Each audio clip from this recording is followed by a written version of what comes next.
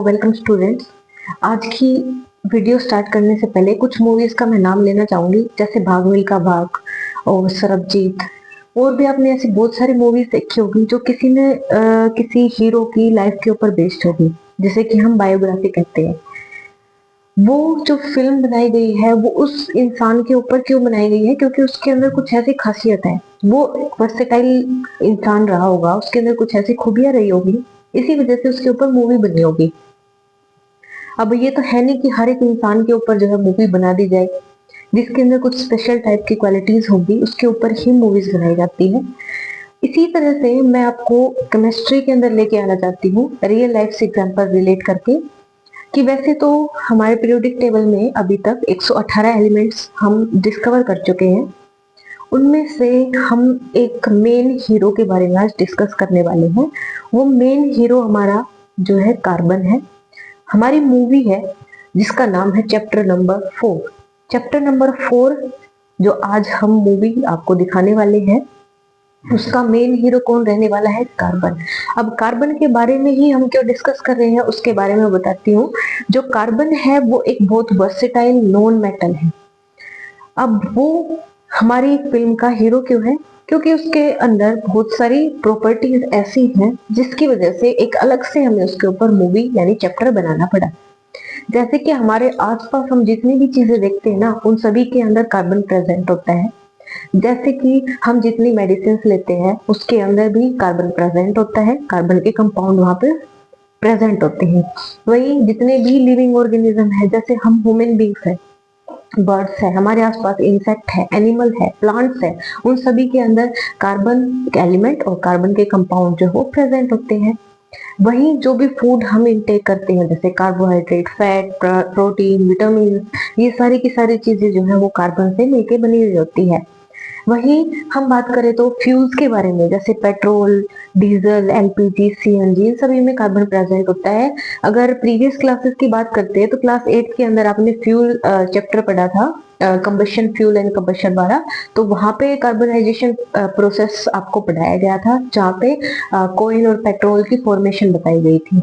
तो in environment के अंदर इतनी ज्यादा कार्बन प्रेजेंट होने की वजह से और इसके इतने सारे गुण होने की वजह से, यानी कि ओमनी प्रेजेंट है, जो हर जगह पे प्रेजेंट है, ऐसा एलिमेंट होने की वजह से इसके ऊपर स्पेशल जो है चैप्टर बनाया गया, जिसका नाम है क्लास 10 के अंदर chapter number 4, carbon and its compound. अब इन्वायरमेंट की बात करते हैं तो अर्थ की क्रस्ट के अंदर, कंप्लीट हमारी अर्थ की क्रस्ट के अंदर सिर्फ 0.02% कार्बन प्रेजेंट है। वही एटमॉस्फेयर में कार्बन डाइऑक्साइड की फॉर्म में 0.03% कार्बन प्रेजेंट है, और बाकी सभी चीजों के अंदर जो है कार्बन एलिमेंट और कार्बन के कंपाउंड्स प्रेजेंट है। उसके बाद अब मेन हीरो की कुछ क्वालिटीज पता चल गई। अब उसकी स्ट्रक्चर के बारे में हम जानने की कोशिश करते हैं कि वो दिखता कैसा होगा।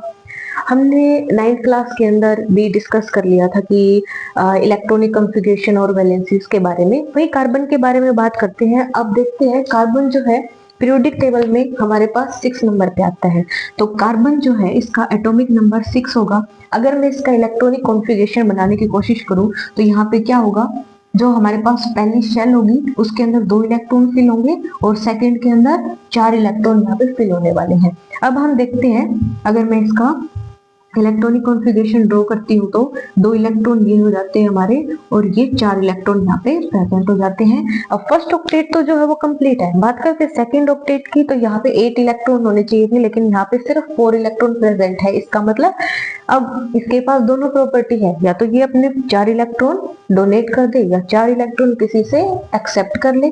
ठीक है, तो एज कटायन भी बिहेव करता है, एज ए अनायन भी, बट इससे भी ज्यादा ये प्रेफर करता है आयनिक कंपाउंड की जगह ये कोवेलेंट बॉन्ड बनाने की ज्यादा प्रेफरेंस देता है। अब कोवेलेंट बॉन्ड कैसे फॉर्म होता है? जब इलेक्ट्रॉन्स की शेयरिंग होती है, कंप्लीट ट्रांसफर नहीं होता है, यानी कि इसके सामने कोई ऐसा एलिमेंट आता है जो इसको इलेक्ट्रॉन दे सकता है, तो ये अपने इलेक्ट्रॉन उसके साथ शेयर कर लेता है। ठीक है, तो कार्बन जो है वो कोवेलेंट बॉन्ड बना लेता है। तो इसकी एक प्रॉपर्टी ये होगी कि जो कार्बन है वो कोवेलेंट बॉन्ड की फॉर्मेशन करता है। इनका मेल्टिंग और बॉइलिंग पॉइंट इतना ज्यादा हाई नहीं होता है as compared to ionic bonds. वही बात करें इसकी शेप की, तो कार्बन के जो कंपाउंड्स है, कार्बन की जब बात करते हैं इसके स्ट्रक्चर की, इसके बाहर जो 4 इलेक्ट्रॉन्स प्रेजेंट है, तो इसकी जो शेप होती है वो टेट्राहेड्रल निकल कर आती है। और ये 2D के अंदर फॉर्म नहीं हो सकती, 3D के अंदर होती है। मतलब क्लास 10 तक आपको सिर्फ ये सिखाया जाता है कि वो 2D के अंदर रिप्रेजेंट हो सकती है, लेकिन कार्बन की जो स्ट्रक्चर है उसको हम प्लेन के ऊपर रिप्रेजेंट नहीं कर सकते हैं। इसका मतलब इसकी जो एक बाजू है वो बोर्ड से बाहर की तरफ होगी और एक बाजू जो है वो बोर्ड के अंदर तरफ होगी। इसको डॉटेड कर दिया है, ये बोर्ड के अंदर की तरफ है और ये जो डार्क लाइन है ये हमारी बोर्ड के बाहर की तरफ है और ये तो जो प्लेन के अंदर लाई करती है।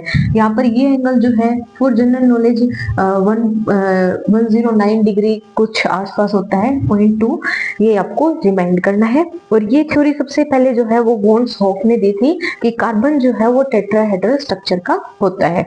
ठीक है, इसके बाद हम डिस्कस कर लेते हैं कि जो कार्बन है अपनी इस प्रॉपर्टी की वजह से कि उसके पास 4 इलेक्ट्रॉन है, उसकी वजह से वो क्या क्या चीजें कर सकता है।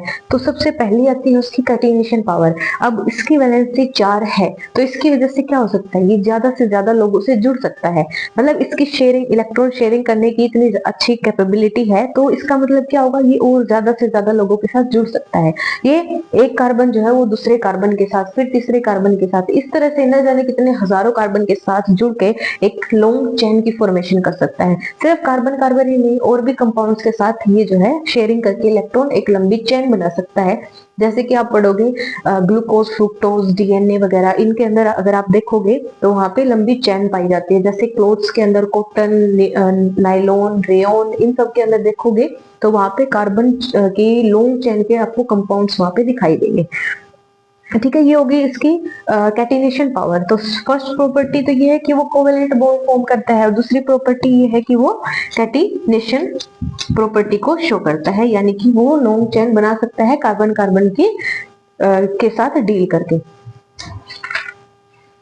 एक प्रॉपर्टी ये हो जाती है कि जो कार्बन है वो मल्टीपल बॉन्ड्स बना सकता है। जैसे कि कार्बन का एक तो स्मॉल साइज हो गया, यानी कि हर जगह वो फिट हो जाएगा। अब स्मॉल साइज की कोई चीज होगी ना, उसको कहीं पे भी रख दो, हर जगह पे वो फिट हो जाएगी। इसी तरह से कार्बन एक ऐसा एलिमेंट है जिसका स्मॉल साइज है, तो हर किसी के साथ है ना वो फिट हो जाता है। और वो सिंगल बॉन्ड भी बनाता है, डबल बॉन्ड भी बनाता है, ट्रिपल बॉन्ड भी बनाता है। तो उसकी ये प्रॉपर्टी है कि वो मल्टीपल बॉन्ड बना सकता है किसी भी और एलिमेंट के साथ, इवन वो चाहे कार्बन हो। हम आगे डिस्कस करने वाले हैं कि कार्बन कार्बन के अंदर सिंगल बॉन्ड, डबल बॉन्ड और ट्रिपल बॉन्ड पाए जाते हैं। जैसे कार्बन डाइऑक्साइड की बात करते हैं, उसके लिए हम यहाँ पे उसका डॉट स्ट्रक्चर बनाते हैं।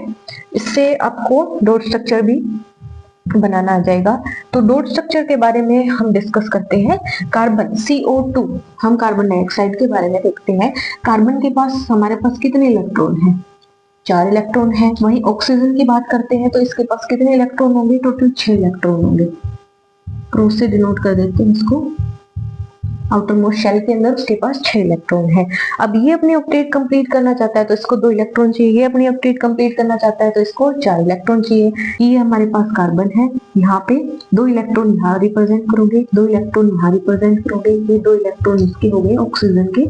अब देखोगे कि यहाँ पे अगर हमें ऑक्टेट कंप्लीट करनी है तो हमारे पास कितने यहाँ पे इलेक्ट्रॉन होने चाहिए? टोटल 8 इलेक्ट्रॉन यहाँ पे होने चाहिए। ठीक है, तो ये देखोगे 1 2 3 4 5 6, यहाँ पे 6, ये 6 इलेक्ट्रॉन यहाँ पे कंप्लीट हो पा रहे हैं। हमारे पास ऑक्सीजन कितनी थी? 2, तो हम यहाँ पे एक और ऑक्सीजन लेके आएंगे। ये 6 इलेक्ट्रॉन इसके कंप्लीट हो गए। अब हम कंप्लीट देखें, इस इलेक्ट्रॉन को हम यहाँ लिख लेते हैं। ये इलेक्ट्रॉन हम यहाँ लिख लेते हैं। अब आप देखोगे कि अगर मैं इस कार्बन को 8 इलेक्ट्रॉन अगर मैं इनक्लोज करना चाहूँ तो ये 8 इलेक्ट्रॉन यहाँ पे इनक्लोज हो गए। 2 इस ऑक्सीजन के, 4 कार्बन के पास है, 2 इस ऑक्सीजन के, तो कार्बन की हमारी यहाँ पे ऑक्टेट कंप्लीट हो चुकी है। भाई ऑक्सीजन की बात करें तो ये कार्बन के 2 इलेक्ट्रॉन के साथ और यहाँ भी कार्बन के 2 इलेक्ट्रॉन के साथ शेयरिंग करके इलेक्ट्रॉन्स की कंपाउंड बनाता है CO2। तो इसको रिप्रेजेंट अगर करना चाहेंगे तो हमारे पास होगा C double bond O, C double bond O। तो ये जो है CO2 की स्ट्रक्चर हमारे पास होती है, ये डबल बॉन्ड यहाँ पे बनाता है। तो ये किस चीज का एग्जांपल हो गया कि कार्बन जो है वो मल्टीपल बॉन्ड की फॉर्मेशन करता है। नेक्स्ट हम डिस्कस कर लेते हैं टेट्रावैलेंसी आपके पास होगी है आइसोमर्स, उसके बाद कार्बन जो है वो आइसोमर्स की फॉर्मेशन करता है। आइसोमर्स क्या होते हैं? आइसो का मतलब होता है सेम। ऐसे यहाँ पे कंपाउंड मिले हैं, ऐसी चेन मिली है कार्बन की जिसके अंदर कार्बन की जो संख्या है यानी नंबर है वो तो सेम होंगे, लेकिन उनके स्ट्रक्चर जो है वो डिफरेंट होंगे। कैसे? मान लिया कि मेरे पास 4 कार्बन की एक चेन है, 4 कार्बन की एक लंबी चेन है। इसको मैं कंप्लीट अभी कर नहीं रही क्योंकि अभी आप इतना नहीं सीख पाएंगे। ये कार्बन की एक चेन है। अब इसके लिए अरेंजमेंट अगर हम करना चाहे तो कार्बन इस तरह से भी तो अरेंज हो सकते हैं। तो ये दोनों है तो same carbon, number of carbon इनके अंदर सेम है, लेकिन इनकी स्ट्रक्चर क्या है? डिफरेंट है। तो इन्हें हम क्या कहते हैं? आइसोमर। तो कार्बन एक प्रॉपर्टी और शो करता है जो क्या कहलाती है? आइसोमर कहलाती है। तो ये 4 प्रॉपर्टी आपको याद रखनी है। इससे आपके असेशन रीजन या मल्टीपल चॉइस जो है वो अराइज हो सकते हैं। उसके बाद हम डिस्कस करते हैं कि कार्बन 3 फॉर्म के अंदर पाया जाता है। उन्हें हम कहते हैं एलोट्रोप, यानी कि उनकी कार्बन की अरेंजमेंट्स की वजह से क्या है, कार्बन के 3 इंपॉर्टेंट यहाँ पे स्ट्रक्चर जो है वो निकल कर आए हैं। वो 3 स्ट्रक्चर जिनका आपने नाम सुना होगा, एक तो हमारे पास है डायमंड खीरा, एक है हमारे पास ग्रेफाइट और है हमारे पास फुलेरेंस। ये जो है तीनों के तीनों ये कार्बन के एलोट्रोप कहलाते हैं। मोस्ट इंपोर्टेंट यहाँ से क्वेश्चन अराइज होता है कंडक्टिविटी के ऊपर, हार्डनेस के ऊपर, ठीक है, इलेक्ट्रिसिटी की कंडक्टिविटी और हार्डनेस के ऊपर कि इन तीनों में से कौन सा एलोट्रोप जो है वो इलेक्ट्रिसिटी कंडक्ट करता है। तो आइए डिस्कस करते हैं एलोट्रोप्स के बारे में।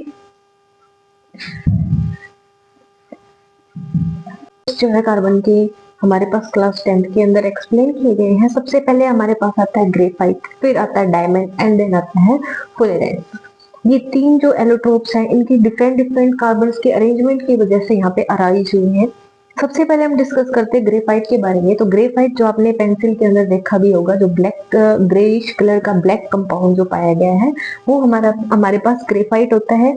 यहाँ पे कार्बन जो है वो लेयर्स की फॉर्म में प्रेजेंट होती है। मान लिया कि ये एक कार्बन की शीट यहाँ पे फॉर्म होगी, फिर दूसरी कार्बन की शीट यहाँ पे फॉर्म होती है, इसी तरह से तीसरी कार्बन की शीट यहाँ पे फॉर्म होती है। यहाँ कार्बन के चारों 4 वैलेंस इलेक्ट्रॉन है, जिसमें 3 जो वैलेंस इलेक्ट्रॉन है वो एक शीट बना देते हैं और एक इलेक्ट्रॉन यहाँ पे जो है वो फ्री मूव करता है। उस फ्री इलेक्ट्रॉन की वजह से जो ग्रेफाइट है वो गुड कंडक्टर होता है इलेक्ट्रिसिटी का। वही ये जो स्ट्रक्चर होती है वो 2 डायमेंशनल शीट्स होती है। इसी तरह से एक शीट जो है वो 2 डायमेंशनल होगी, लेकिन अरेंजमेंट की बात करते हैं तो वहां पे वो 3D अरेंजमेंट होती है। यहाँ पे एक कार्बन जो है वो नेक्स्ट अपने आसपास के 3 अलग कार्बन से अटैच होता है, इसलिए इसको C3 स्ट्रक्चर भी बोला जाता है, क्योंकि एक सिंगल मेटल मिडल एटम जो है वो नेक्स्ट 3 कार्बन के साथ जो है वो प्रेजेंट होता है। इसका 4th इलेक्ट्रॉन यहाँ पे फ्री होता है। वही बात करें डायमंड के बारे में तो आपको पता है हीरा चमकदार होता है, शाइनी सरफेस का व्हाइट कलर का ये एक कंपाउंड है। यहाँ पे टेट्राहेड्रल फॉर्म पाई जाती है, जैसे कि स्ट्रक्चर में दिखाया गया है। 3D की अंदर इसकी ज्योमेट्री पाई जाती है और एक कार्बन जो है वो 4 अलग अलग कार्बन से अटैच होता है। वही यहाँ पे फुलेरेंस की अगर हम बात करते हैं, जिसे कि बक्की बल कहा जाता है, ये यहाँ पे जो है 60 कार्बन प्रेजेंट होते हैं, 60 कार्बन यहाँ पे प्रेजेंट होते हैं। ये डार्क सॉलिड कलर का होता है अपनी सॉलिड स्टेट के अंदर।